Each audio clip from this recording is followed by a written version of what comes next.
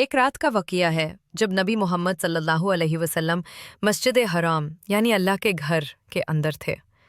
اس وقت ان کے دل پر غم تھا کیونکہ کچھ ہی دن پہلے ان کے چاچا ابو طالب اور ان کی عزیز بیوی حضرت خدیجہ رضی اللہ عنہا کا انتقال ہو گیا تھا۔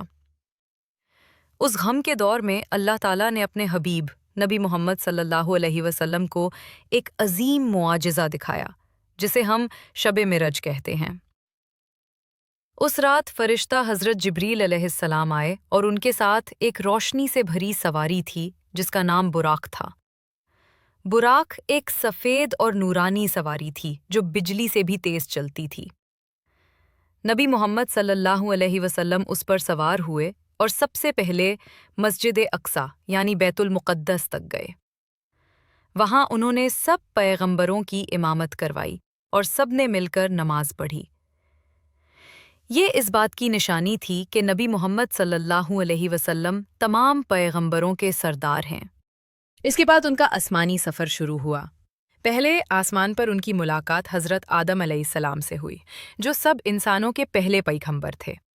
دوسرے آسمان پر ان سے حضرت عیسیٰ علیہ السلام اور حضرت یحییٰ علیہ السلام ملے۔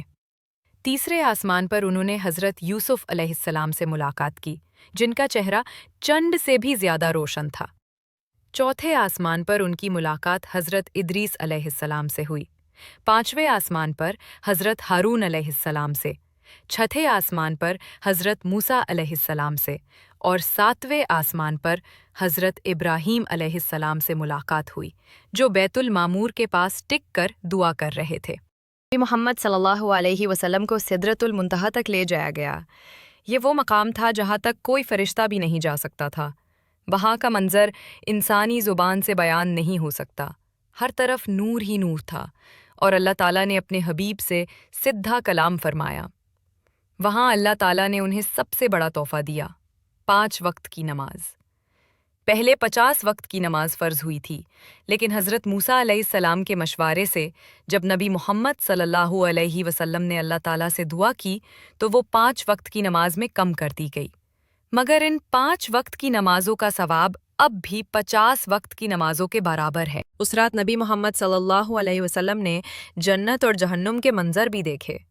انہوں نے جنت میں ان لوگوں کے مقام دیکھے جو نیک عمل کرتے ہیں اور جہنم میں ان لوگوں کو دیکھا جو گناہ کرتے ہیں۔ یہ سب کچھ دیکھ کر ان کا دل اور مضبوط ہوا اور انہوں نے سمجھا لیا کہ ان کا پیغام پورے انسانیت کے لیے ہے۔ جب نبی محمد صلی اللہ علیہ وسلم واپس آئے تو سب کچھ اتنی جلدی ہوا کہ لوگ حیران رہ گئے۔ کچھ لوگوں نے ان پر ایمان لا لیا لیکن کچھ نے انکار کیا۔